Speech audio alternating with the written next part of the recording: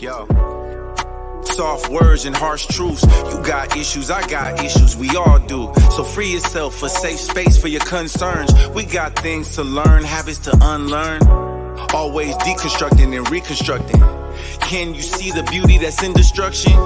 If there's an end, the new beginning's coming. Nothing comes easy, does it? You gotta really want it. Soft words and harsh truths.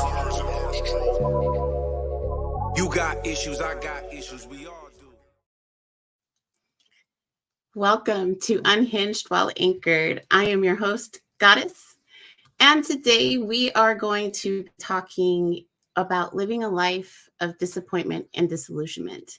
I am really excited to share the stage with one of my favorite podcasters, Uncle Dolemite from Too Much Game Podcast. How are you, Dolly?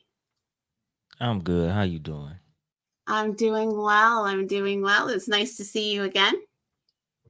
Nice to be seen again. How are you? Life has been lifing, but I am really actually glad to be back in my chair on the camera.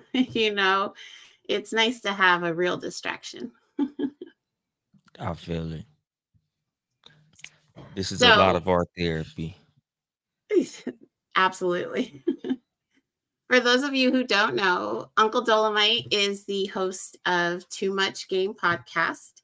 He is a entrepreneur and he also provides knowledge to the youth in his own unique way. Tell us a little bit about your show, Dolly.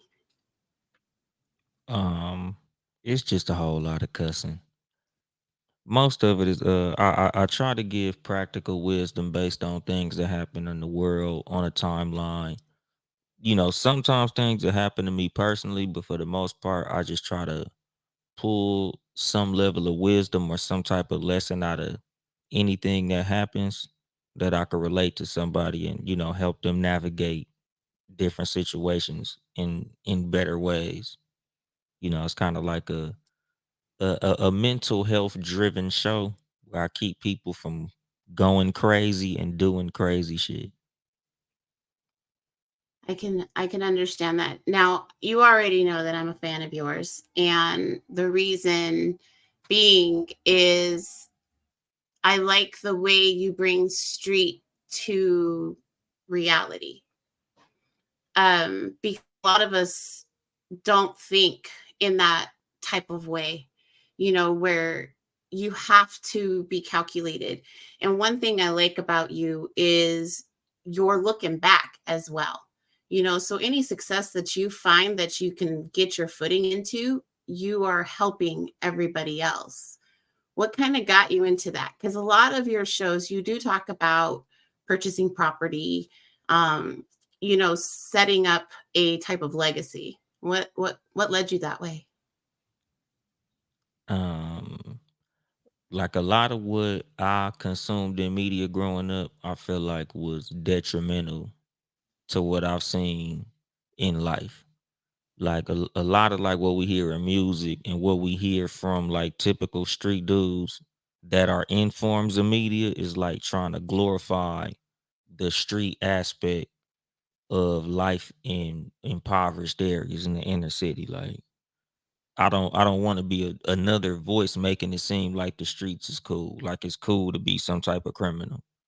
Like most of us when we hit a certain age, as far as like men that come from that background, like dudes who have actually done these things, it's not cool to us. It's only really cool to people who haven't done it. Mm. So a lot of what I use my platform is to get people who I think would go in that direction to go ahead and just skip that step and go straight to graduation. Like you don't have to be a street dude. You don't have to do crime. Like it's a lot better to have investments than it is to have a criminal record.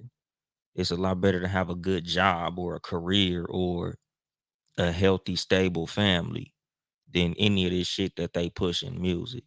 So that's pretty much what I try to use my platform for, to like push people to do the things that I wish I knew at 20 now that I'm 41. So was there a day that you just kind of took that turn? Because I mean, that is a little bit different path than a lot of people take. Is there something significant? If it's, you don't have to answer if you feel it's too personal. Um, I don't know. I think it might have been probably, I don't know, sometime around, if not when I got married, when I had my first child. It was like, this street shit not cool. Because like when I got with my kid's mom, um, she was like the first woman who I fucked with who didn't think the street shit was cool. Like she was the first girlfriend that I had that wasn't impressed by me being in a gang or me carrying guns or me doing none of this type of shit. It was like, damn, it's not cool to be the gangbanger. It's not cool to you. You're not impressed. And she like, no. So it's like, you know what? That shit ain't cool. Like, the more people who I got around who actually had what I saw as true success, none of them was impressed with any of this shit. And it's like, in the real world, in the grand scheme of things, nothing you do in the street is gonna be impressive and nothing that's gonna matter after the age of 30. Like these rappers and a lot of these people in media are pulling the wool over your eyes and making you think that it's cool to be some type of street nigga. So it's like, from the perspective of a nigga who actually done did it and been out there, that shit not cool. So if I was to like really say the time that it clicked, it was, around the time of me meeting and courting my kid's mom. You know, I'm a sucker for love. So the fact that a woman brought you off the street, oh, I'm all there for it. I love it. I love it. I love it. And tell me, as is that kind of when you started podcasting, or how did you get into podcasting? I wanted to start podcasting around 2006. I used to listen to Tariq Nasheed. He had this show called Mac Lessons Radio, and at the time, it was like it was like dating focused, based on a book he wrote called The Art of Macking. And a lot of what he was saying was a lot of stuff that I agreed with. So when I decided that I wanted to do a podcast, originally I wanted to do like a dating show like that. Like, oh, I'm gonna give dudes tips on how to get women, because it's always been something I've been pretty good at. Like talking to women has always been like a skill I've had. So I was like, yeah, I could do a show like that. So the older I got and where my perspective changed on life, by the time I actually finally got a podcast, which was 2019, I was doing videos on Snapchat, and my homeboy being ready, the super producer, he had hit me up like, hey, you want to do a podcast? I was like, hell yeah. I've been meaning to do a podcast for about 13 years, but in 2006, it was pretty much something you needed a whole studio for. Like it wasn't like now, all you need is a microphone and a laptop or a phone, and you can have a podcast. Back when I decided I wanted one, you needed, a whole setup, which I didn't have the money for. So 2019, when I actually decided to do a podcast, where my mind was at the time was, what is it that I'm not hearing in podcasting? So that's when I was like, okay, well, I'll just do, an advice show that's not where, like I said, Tariq Nasheed, who, was the reason that I started podcasting. He was on the Black empowerment lane, which I'm fully, in agreement with. But I was like, it's not really nothing where it's like a street dude trying to push motherfuckers out the street. So I was like, let me go ahead and take that lane. So, 2019 is where I got my start, and that's where my mind was. So that's pretty much what my show's been the whole time. I do enjoy the fact that you broadcast from YouTube, but you do a dual cast onto Instagram to open your market. I I'm not a huge fan of YouTube. I know that's where the money is what they say. Um, I know this is a weird. How did you make the jump? Because it is a different kind of intensity on YouTube than it is on Instagram. It just seemed like something that made sense, honestly. Like when I first started podcasting, there wasn't really a lot of podcasters on YouTube, but in my head, I just felt like it was a natural transition. Like this is where podcasting is gonna go at some point. So when I first started, I was just recording the videos and saving them. Like I don't think I started putting them on YouTube till maybe like a year in.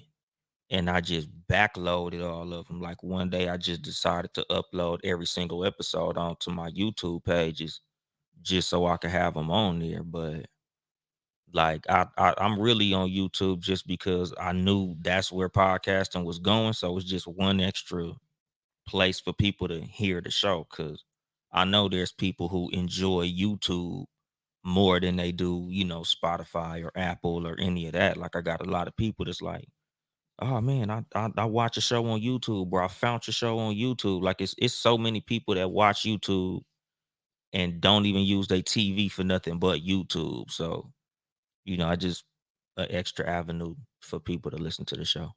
So be honest, how many times have you watched your first episode? Well, episode one, um, probably like 4 or 5 times. I have an episode that was before that, which which we called a pilot, because my homeboy been ready. In order for us to be a part of his network, we have to do what is called a test run or pilot episodes, just to see if he feel like you could even do it.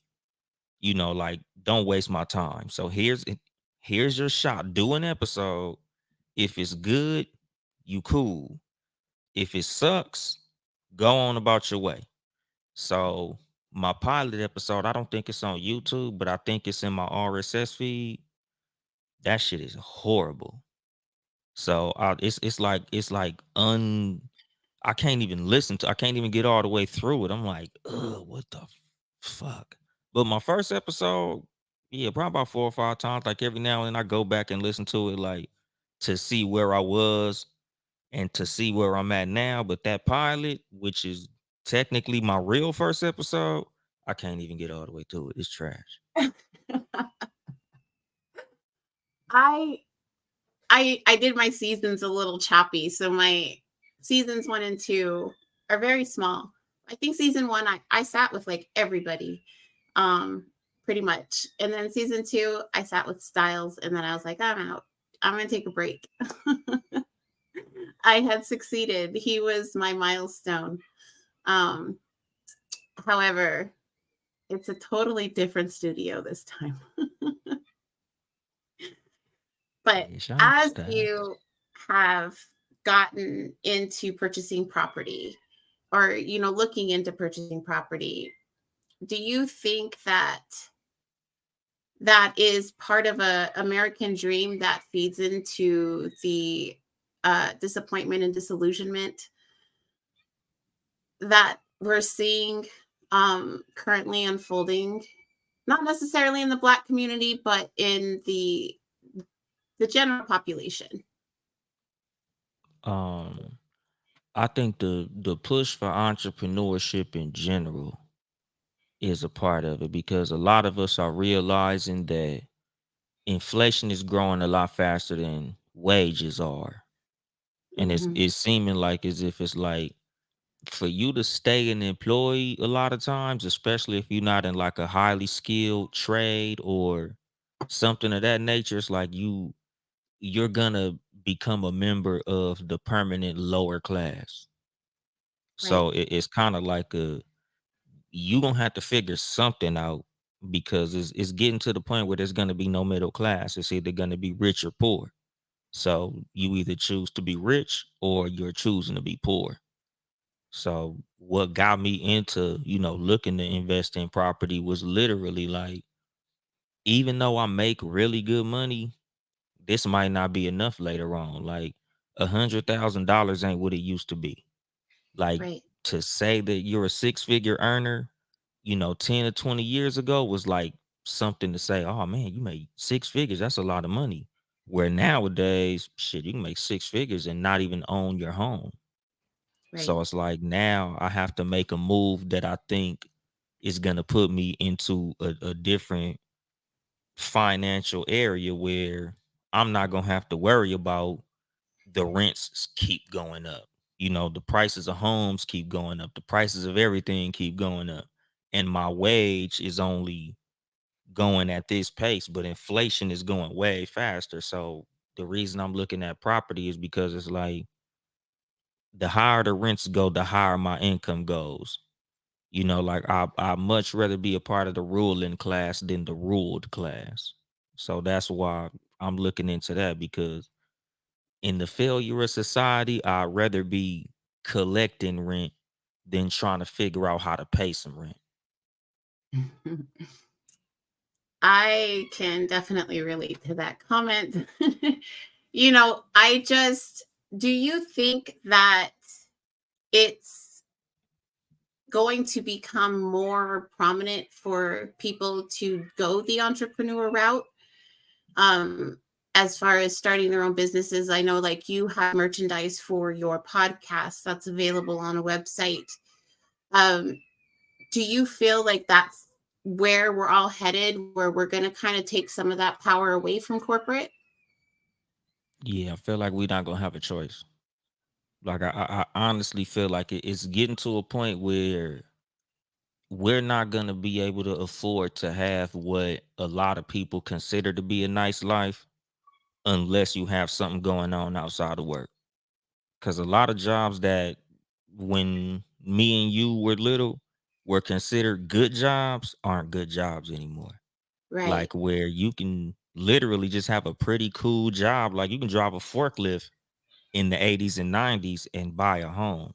Like you can drive a school bus and buy a home. You can work at the you could be a mailman and you can have two or three cars, go on vacations, you know, have some money saved up. You know, most jobs offer pensions and retirement and all these things, where now with us being adults, a lot of these things aren't offered no more. Like a lot of the jobs that we looked at when we was little, like, oh man, if I'm a mailman or a firefighter or one of these type of things, I'll be, you know, I'll be balling. I'll have a lot of money. I'll have, you know, two or three cars, where now a lot of the people with these jobs are barely making it. You know, where when we was little, you can have six or seven brothers and sisters, and your parents, if as long as both of them worked, everybody would be taken care of. Now, Hmm. shit, you got three or four kids, you can't even afford to get nice shoes for everybody. So it's like if you don't have some type of business going on, your check ain't gonna be enough. Like a lot of Right. people are literally staying in bad relationships because they can't afford to live on their own as grown ass adults. I'm glad that you brought that up because I have been having conversations. Well, I've been in the room of conversations lately where there is an initiative, a lot of men stating if he provides and he pays all the bills, if he cheats, deal with it. Why are we in that space now where we think that accepting being treated badly is acceptable if the financial aspect is met? Because right now it's becoming so hard to just financially sustain yourself. It's like at this point, you know, because even with people with jobs, there's people working way more hours than people worked when we was younger. Like when we was little, a 40-hour work week was enough. Right. Now I don't even know nobody working only 40 hours that can afford anything. Like 40 hours is like a half a week. Like most people who I know work 10 to 12-hour days, you know, 6 to 7 day work weeks. So it's like if you can find a person who can financially float you, it's like I don't give a fuck. Long as my bills and rent paid, hey, just don't bring me no diseases. Just don't bring me an extra baby. And people is okay with that, where it may be fucked up, but it's like, what else you gonna do? Go out there and struggle, be broke? So, you know, it's like it's just a fucked up place to be in. You know, a Can't lot of we women who got their money together, they not saying this shit. can't we see that we've just recreated slavery? Shit, I feel like slavery been here the whole time. It's just been here by a different name. Like, I've told people I feel like employment today is practically worse than slavery, because at least in slavery, as long as you did your work, you was guaranteed food and shelter. Where now, if you work minimum wage, you can literally be homeless with a full-time job. Like, you won't Right. be able to afford an apartment if you make minimum wage right now. That's worse than slavery.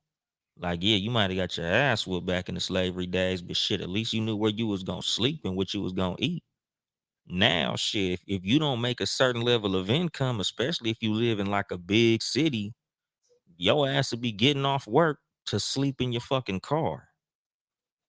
That is something that we're seeing more of. And even in the post online, there's just this increase of people just crying and struggling.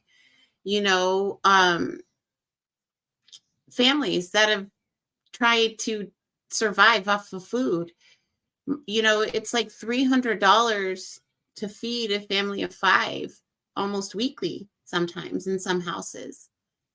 And $300 doesn't give you the food that it once did. It's like it fills the little basket in the front, Yeah. you know, not even in the back. And this is where I get frustrated, and this is where my passion comes in. This is where I want to take my show. We can build a salad together. We as a community, right? You know, you have a different skill set than I do. So if we came together, that's one peg in building, you know, the foundation. If people were able to get out of their own way and stop looking at everything as a clout chase, or as if they are somehow providing a service for free. It shouldn't be that way. We are all trying to get to the same place, right? We all want to have some level of independence, to not have to necessarily punch a clock every day. Why can't, and I know that you can't answer for the whole community. However, why can't we come together and say, I grew tomatoes, you have lettuce. Let's put it together and make a salad. Because then we both eat. Because in the United States, we was taught that communism is evil. Like, it's much better to be a rugged individualist than to be a part of a community. Like, we was raised to worship the lonely billionaire. Like, we're taught that Jeff Bezos, Bill Gates, Elon Musk are who we should look up to. And communism is this evil thing. Like, oh my God, everybody's sharing. How horrible. How poor, how terrible. Where you look at a lot of communist countries that's left alone, and they the happiest motherfuckers in the world, like Denmark and places like that, where it ain't no upper or lower class. Everybody's just living life, and all the money is put into a pot and spread out evenly. Like, there's no envy, there's no I'm better than you, or none of that. Like, in the United States, it's like we thrive on inequality.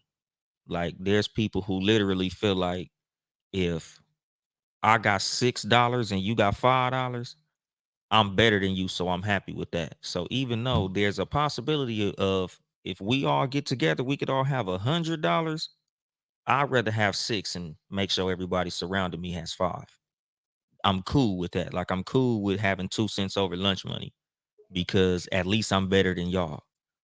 Where in other societies, they're taught that, like, that's why a lot of people come from other countries and thrive in the United States, because they're willing to live in a house of six people and Mhm. pool their money to where each of them is able to buy a house and thrive on their own. Where Americans are like, Did I fuck lose that, you? get out, get it on your own, do it by yourself, go figure that shit out. And nobody has shit. So, we're taught that individualism is better than collectivism. And that's why we fucked up. I can agree with that. It doesn't seem right though. It doesn't feel like that's how it was when we were little. Like, I just remember knowing the neighbors. I remember being able to go next door and borrowing sugar if I needed to. You know, I am having we got some rain going on right now, so I think I might be having some reception issues. So if necessary, I'll make some cuts. But I just want to let you know in case you see me come in and out. My signal's being weird. Yeah, I see you get a little blurry, but so far I can hear you, so Good, it's good. all good. But yeah, Um, like we been taught that community is a bad word because like you said, when we was little, I used to do the same shit. Hey, can we get a cup of a cup of sugar? Can we get a stick of butter? Can we get a little bit of ketchup? And that shit went back and forth. Like, right, when I was little, we had actual neighborhoods. Like, we knew everybody on our street. We knew everybody around the corner. Our parents played cards. All the kids would be in one room playing, and all the parents would be in the living room. And that shit right. is dead now. Like, a lot of us as adults, we don't know the motherfuckers who live next door. We probably been living there 8 years. I know my neighbor's first name. That's all. And I've lived here since 2005. Yeah. It's just, it's not something that we do anymore. You had mentioned that we look at celebrities. I do feel that the way we idolize celebrities creates that bigger gap, but then we see celebrity isn't really all it's cracked up to be, because we see things like TD Jakes and, you know, P. Diddy happening right now. Celebrity has a way of changing people. Do you think we can get to a place where we can flip it to where people want to be non-celebrity and celebrate that versus the other way around? Or is it always just going to be a money drive? If we unplug these phones, like it literally has to be a situation where we have to reprogram ourselves. Like, we got to stop like subscribing to what society tells us is cool. Cause like me personally, like a lot of what I say on my show all the time, like I don't do celebrity driven shows because I don't worship these motherfuckers. I don't care what they do. That shit don't Right, affect me. It don't affect my household. I don't want it to affect my audience. Like, a lot of where we fucked up at is worshiping what we see from these regular ass humans. But they've been sold to us like they breathe a different air or they bleed a different blood. Like, they shit stink like mine. They make mistakes like I make. Why is it that we just worship these motherfuckers? Like, if you say something about Beyonce or Nicki Minaj online, these motherfuckers will come at you worse than they come at you if you talked about one of their kids. It's like right, these people literally worship these celebrities. Like, even when it comes to politics, like, a lot of people defend their favorite politician with just vicious anger. And it's like, nigga, I just have a different opinion than you. And you coming at me personally, like I just said something about one of your family members or something. But it's like we're taught to like worship people who live in our phone. That's why a right, lot of this, these different relationships that we have amongst podcasters, it's like this is a learned behavior. Like, they're teaching us that, oh, you got this many followers, you're special. Oh, you don't have that many followers, you're not special.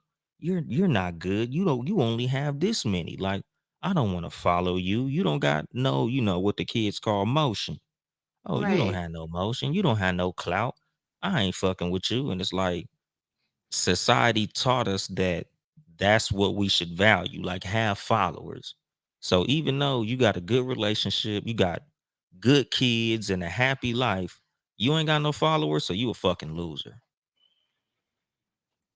So right. we got to unplug from that. Answer it.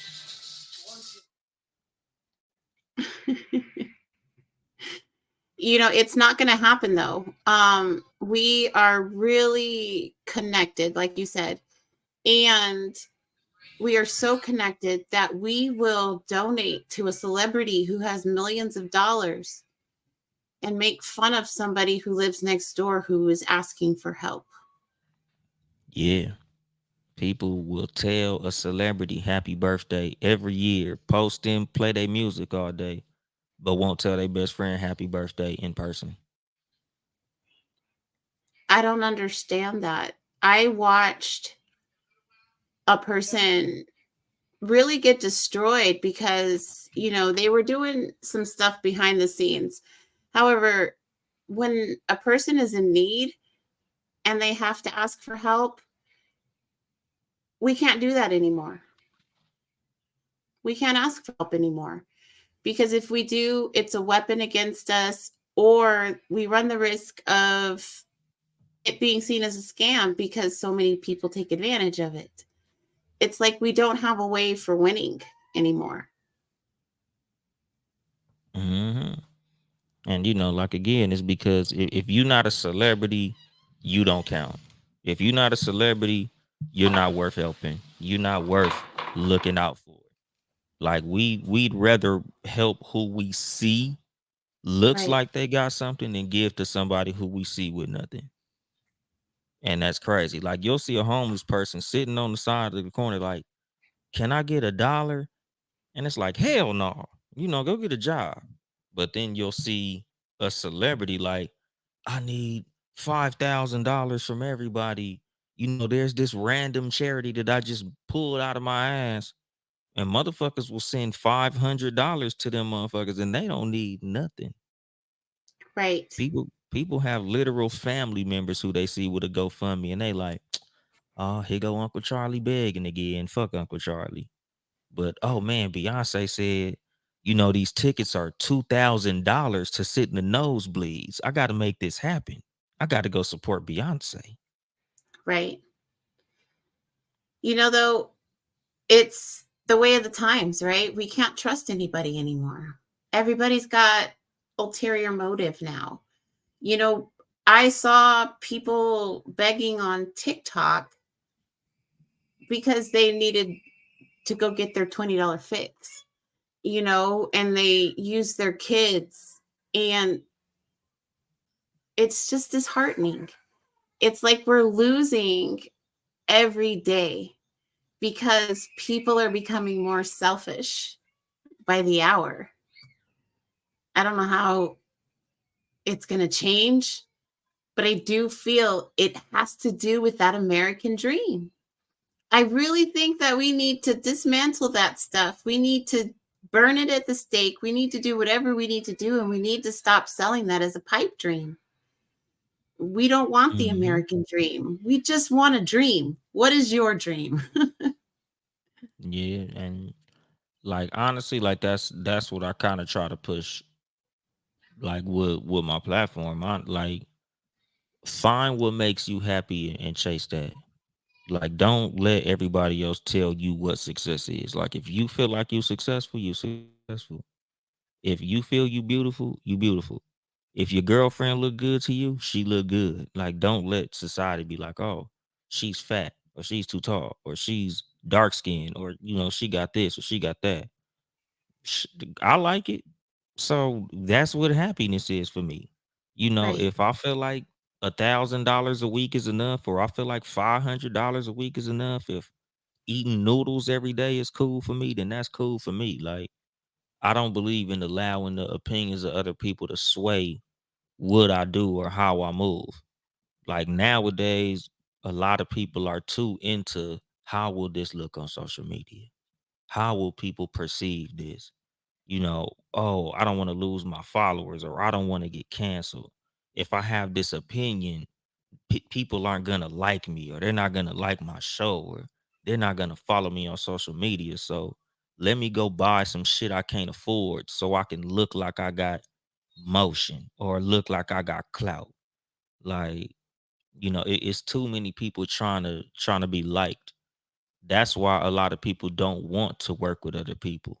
A lot of people don't want to join a community or network with other people or like, like even doing certain people's shows. Like, oh hmm shit, you don't even got no fucking listeners. Why would I do your show? Oh, you right, you you only got this many episodes. Why would I do your show? you only got this many followers. Look, your last post only got this many likes. Why would I want to deal with you? You ain't got nothing going on. It's like, if we, because like amongst a couple of podcasters who we fuck with, like, me and King Germ, we talk about it on the phone a lot. Like, I don't mind working with somebody who has maybe one episode, two episodes, because it's like, there was a time when I didn't have shit going on, and I would have loved to have somebody with a bigger platform come and do my show. Like, let me borrow some of your listeners, you borrow Right. some of mine, and then we'll all have thousands amongst the group that we all run in. Like, we're helping each other as a group. We're all colleagues. We not in competition. But Right. again, American society has taught us that them niggas is your competition. Your neighbor's your competition. Your It's so coworkers weird. your competition. So everybody is looking like, I gotta beat this motherfucker, instead Right. of, we all are against the machine. The machine has taught us that the machine is who we're to look up to and help and worship, and our neighbor is our enemy. Like, we got the whole shit backwards. Right. Yeah. I It doesn't make sense. And then they are the same ones talking about the Black people need to come together. It it baffles the mind. However, you kind of touched on one of the questions I wanted to ask you. I really feel that this is correlated to entitlement. We have created a society of participation trophy um, members who truly feel that just because they wake up that they are supposed to be given some kind of something instead of working for it. Do you see that as well? It's not just in the youth. Even people in my age group, it's like all of a sudden we're all entitled. I don't know when it changed. Shit, I think our age group was probably the first to receive participation trophies. Like, I think when I was little was my first time seeing a fourth place ribbon. I was like, what the fuck is this? Like, I never Right. even kept shit like that. Like, the fuck is Right. fourth place? If I didn't win, I don't want that shit. Like, I don't keep nothing second, third, fourth. If I didn't win, I don't want shit. I'm going home alone. But we was slowly taught in society that, no, you're special. You tried.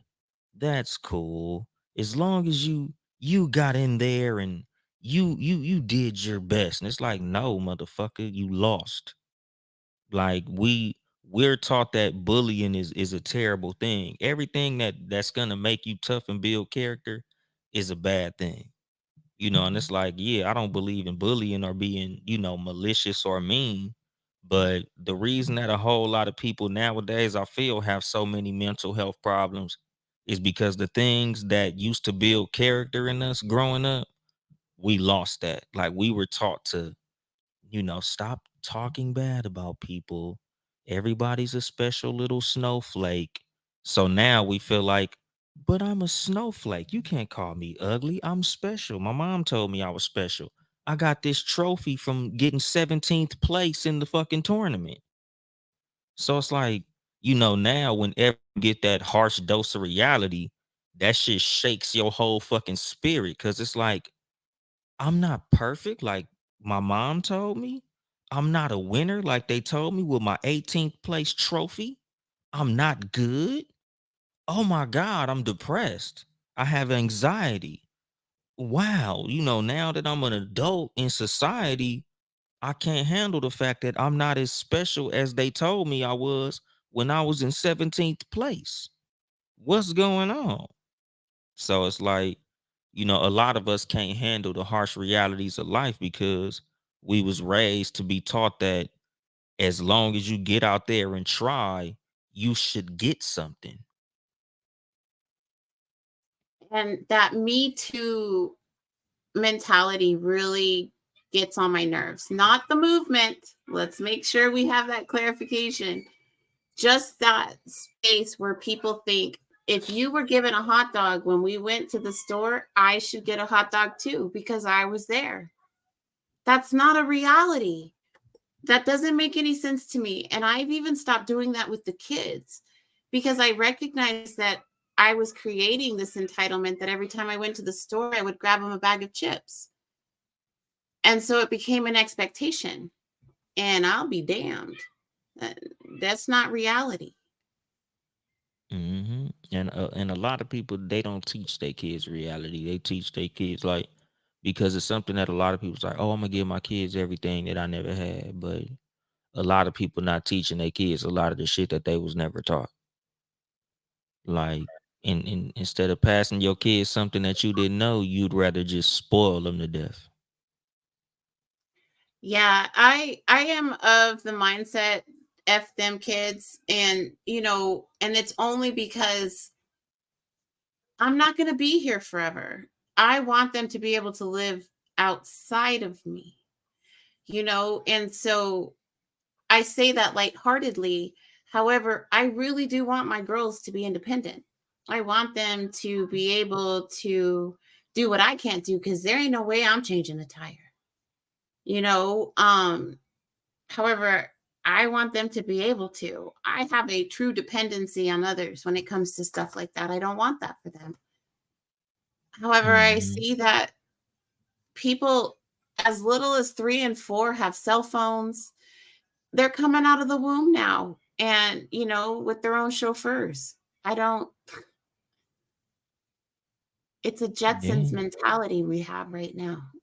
And we live in the Flintstone era. yeah, because it's like people are giving too much of their mental capacity to their cell phone. Like where we used to have to solve math problems in our head and show our work. Now they just give you a calculator in school. Like here, you know, type these numbers in. And it's like even when it comes to creating art, like where you used to have to be a talented artist. Now all you got to do is type in the AI prompt. Like, oh, give me a picture of Super Mario smoking a blunt with Donkey Kong. And now you can sell that as an art piece. You didn't draw anything, you didn't create anything. You just typed it in and now you're an artist. Fuck talent. Like we're giving too much of what used to be human brilliance to machines. To the point where it's gonna be a point in society where it's gonna crack somewhere because a whole lot of people who are so used to giving all of their intelligence to these machines is gonna be like, we not gonna be able to do shit. It's gonna get to the point where it's gonna be like, I can't even walk because they're gonna start giving kids, oh man, just sit in this chair, it'll walk for you. Like it's even with And sports. Wally, and Wally, Yeah, exactly. Because like think about it, kids used to play sports. Like go outside, play sports. They literally have leagues now where you play video game sports. So even though you can't jump, run, shoot a basketball or dribble, you could be a professional basketball player with a fucking joystick in your hand because you can play 2K real good, or you can play Madden real good, or Fortnite real good. So you have no athletic talent, but you're considered to be an athlete because of how good you are with a fucking joystick. do you see though it's very intentional. We have shifted our mindsets to celebrate mediocrity. And Yeah. it is flowing backwards into that Flintstone type mindset so that way people rely more on the man and Hmm. they don't recognize it as such because we are driven by money. i Yeah. I commend those who take themselves off the grid. Not you need the internet and things because that's part of our livelihood. However, those who have been able to take Uncle Sam out of their house, they seem to be a lot happier. Yeah. And like I say that, a lot to people when it comes to relationships. Like if you genuinely want for your marriage to work, I feel like you and your spouse should get off social media. If you're not using this shit to promote a brand or sell something, delete this shit, because all it is the illusion of options. All it is a commercial for your dick or pussy. So if you truly value your relationship, what the fuck are you even doing on here? Like this is social media is a evil fucking place. That's Like, true. it's literally like choppy waters. So if you're a good enough swimmer to swim through this shit, it's cool. You can get wherever you want to go. But the majority of society can't handle this shit the way that it should be. Uh, Social media is the northern seas from TikTok. Yeah. Yeah. So social media is fucked Yo. up. Yeah. Cause like I tell people, like, the only reason I'm on here is because I promote my show on here. Hmm. Like I have fun on here because like, I've been blessed with bulletproof mental health. Like I was raised to be tough my whole fucking life. So Right. a lot of shit that shakes a lot of people, it don't shake me. So Hmm. somebody having a negative opinion of me on social media, that shit don't fuck with me like it fucks with a lot of people. Like a lot of people will literally get on here for about 30 to 45 minutes and it'll fuck their whole day up because of a conversation they had on a live or in a comment section on a post. Like I've literally had people threaten me because of my opinion on a post.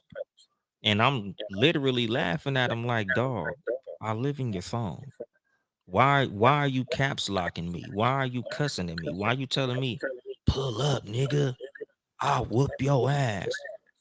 And I'm like, exhibit A. Go to my page, my nigga. Do you know who you talking to right now? Like you don't even know me like that. You saying, drop your location. Like, nigga, I'm not really one of them in real life. And that's why, like, I think with me, I don't allow social media to get to me because I know everybody on here lying. And Right. like this is like something that I might have to go over like one day on one of my episodes. Like you have a lot more fun on social media when you realize it's not real. A lot of people really think this shit is real. Like they look at followers as some type of currency. Like that's a social status. You got a lot of followers. You got really pretty pictures. So you got a high status. Me personally, I know all y'all motherfuckers is lying. So Right. what y'all say, it don't fucking matter to me. You say you got a 2 foot dick, I know you lying. She say she got that wop, I know she lying. He say he rich, I know he lying. She say she don't need a man and she happy being single, I know she lying. So I just jump on here like, oh man, everybody's lying. This is fun. So when somebody tell me they gonna kill me, I'm still having fun. I'm still laughing because I'm like, LOL, my nigga, like because you wouldn't say that to me in person. Right. 90% of what we hear on social media, we wouldn't hear in person. You have 1,000 people on social media in these comment sections talking about how they'll fuck you up if they see you and they don't like you. And these same dudes, if they saw you in person, to be trying to eat your ass.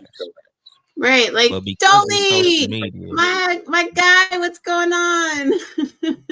yeah, and a lot of these motherfuckers, because like even like like I've told people, like even a lot of these social media friendships, nigga, we not friends. You don't know my kids. I don't know yours. You never been in my house. If I really had a true issue, you wouldn't fucking help me. Like, we're not friends, I my nigga. mean, We just I know that you've told me your government, but I don't remember it because you're it's Dolly to Anthony. me. It's just because that's not important. I'm not trying to find out any more about you than I already know. And I've seen a lot of immaturity as it relates to the pull up concept. You don't like Twinkies. Oh no, no, no. Pull up. We gonna discuss this because of a Twinkie. Like, Exactly. And the thing is, like I said, like a lot of what makes me laugh is, like I just had one of these little disagreements with somebody probably about 2 or 3 days ago. I can't even honestly remember what the post was and what my opinion oh, yeah, it was about Kanye West. You know, because 'cause I'm like, "Why do you motherfuckers think because he makes dope ass music, he's the messiah?" Like, he just ramble off a bunch of stupid shit, and y'all just, "Oh my god, Kanye's a fucking genius. Oh, the Zionist. Oh, all of this." He wasn't mad at these motherfuckers till they stopped paying him. You know, but it's like because y'all fuck with his music so much, you worship him. So like I'm telling these dudes online, like y'all niggas need to chill, nigga. He's a musical genius, but otherwise he's a fucking idiot. Oh I fuck you. agree. You don't know. You just too slow to catch what he's saying. You're dumb. And I'm like, my nigga, if you think a rapper is your source of information, use a stupid motherfucker. Nigga, give me your location. I'll pull up. And then I go to We're your gonna fly fucking over Kanye. page. Yeah, like I go to your page and you a Poindexter.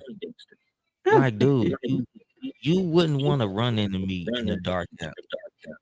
You know, just like somebody who you've had a disagreement with. Me and him had a disagreement. I told him the same thing. Like, I'm not the nigga you want to run into in the dark alley. Like, don't let this handsome face fool you. I'm not I'm not one of your homeboys. I'm not these niggas on the internet. Like, I don't even play like that. Like, I'm one of them for real. Like, I'm not the inner. It's a lot of shit that I don't tell you niggas online because the statute of limitations ain't up. So don't play with me on here. So that's why, like, a lot of the conflicts that I have on the internet, I leave laughing. Cause it's like, nigga, I done really did everything y'all lie and say you'll do. You know, and it goes back to why my content is what it is. I don't glorify shit because I've done it. I've seen it. I've dealt with the consequences of it. So it's not cool or funny or cute to me. Like talking about murder is not fun to me. Like I got dead homeboys, I got dead family members.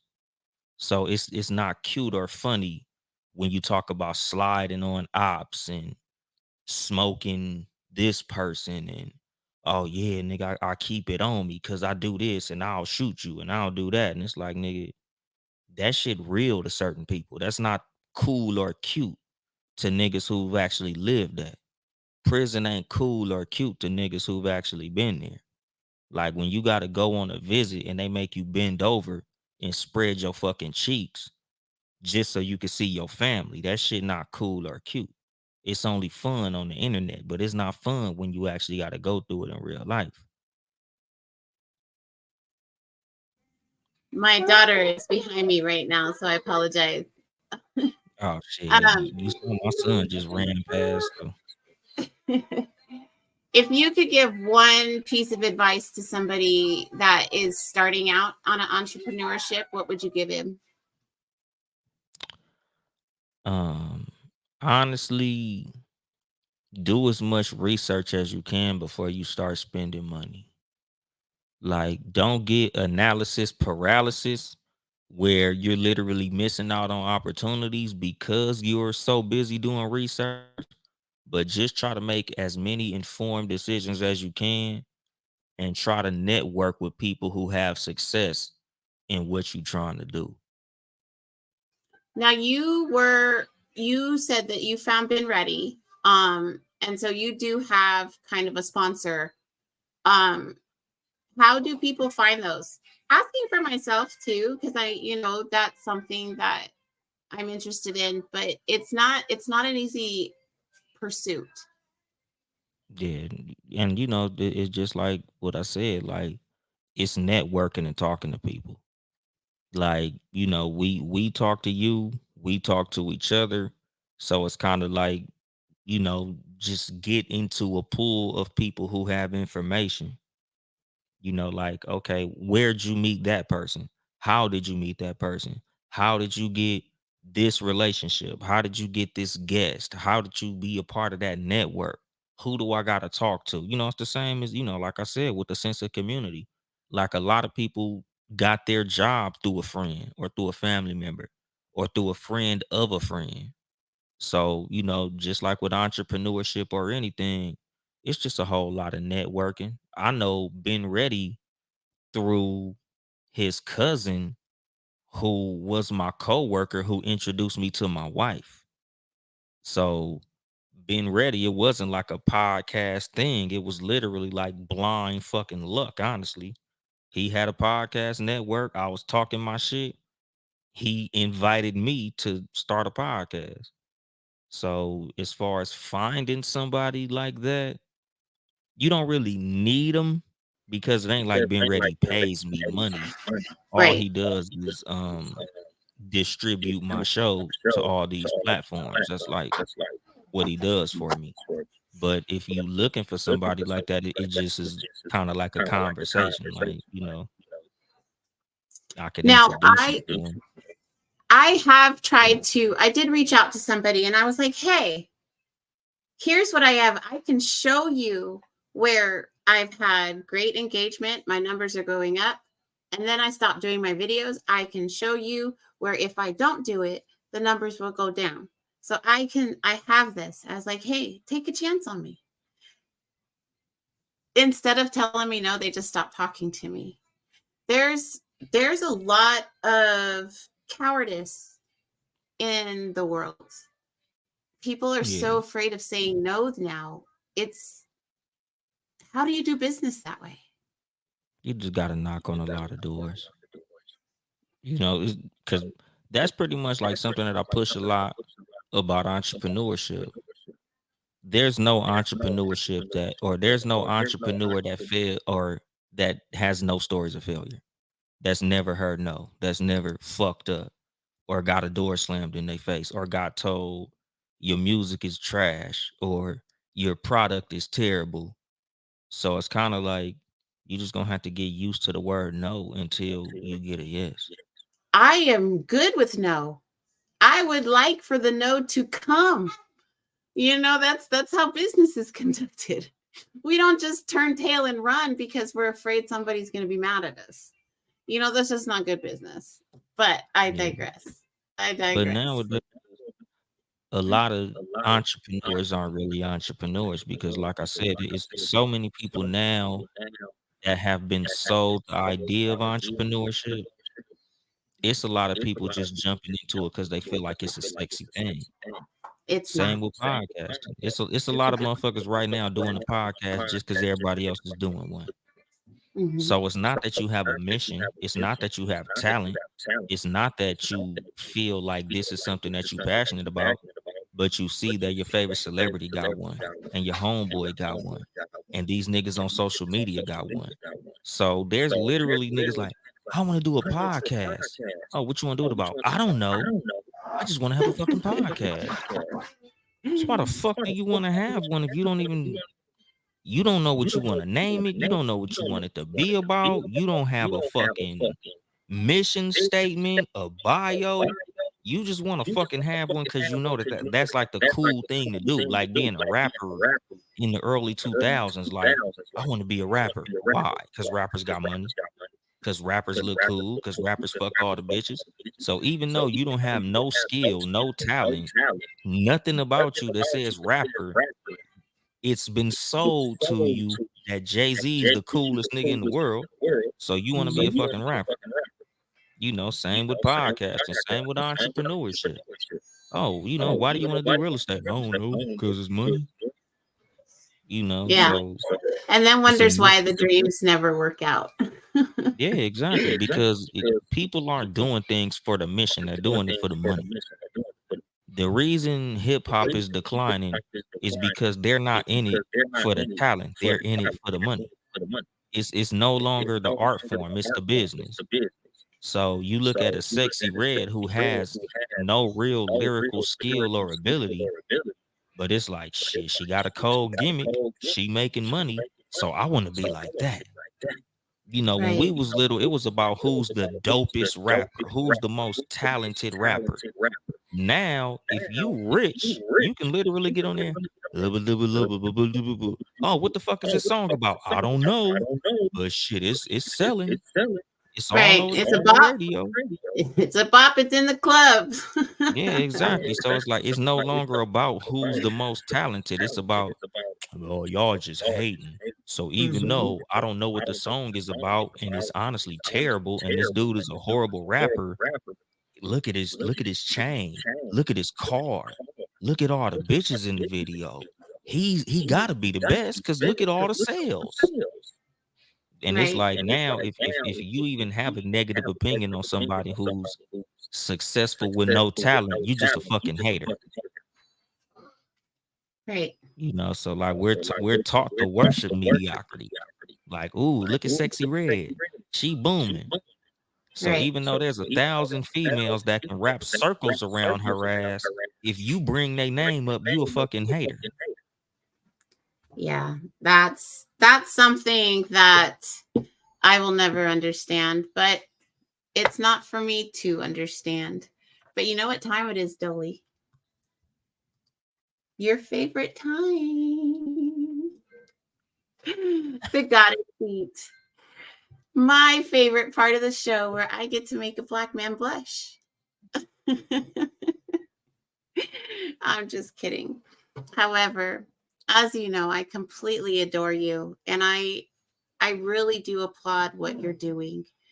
It's not easy to hold conversations with a more hard-headed lot. They know the way. And so the way that you do it, I can appreciate. You do say a lot of curse words, I'll give you that. But that's that pastor flavor from the streets that you add, and it resonates. You've had some longevity. You are seeing an uptick in your followers. Your message is starting to land. And I just want you to know that we're listening. It's not going to be for me. Your messages aren't always for me, but I still can find value in them, because you do have a different insight that I don't. And I just want you to know that I still absolutely adore you. You're still my gentle gangsta. And I just wanted to give you a little bit of love. Thank you. But that's the beauty of podcasting, honestly.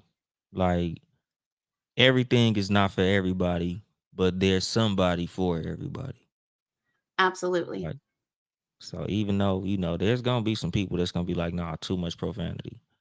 That's cool, like it's for who it's for. So Right. like I don't take offense to people who don't fuck with it because it's for who it's for. And again, like that's the participation trophy culture of people being like, but you gotta like it. But I'm trying.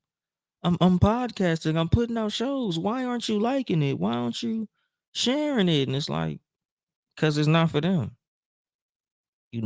Network with who your people are. Do what you do because you want to do it, not because you think that people gonna fuck with it. Because if I could give one piece of advice to any podcaster who wants to start, if you're not willing to do it for free, don't do it at all. That. Absolutely that. If you are here for money, you are here for the wrong reason. Yeah, like if, But if this ain't something you're doing because you just love doing it, don't fucking do it.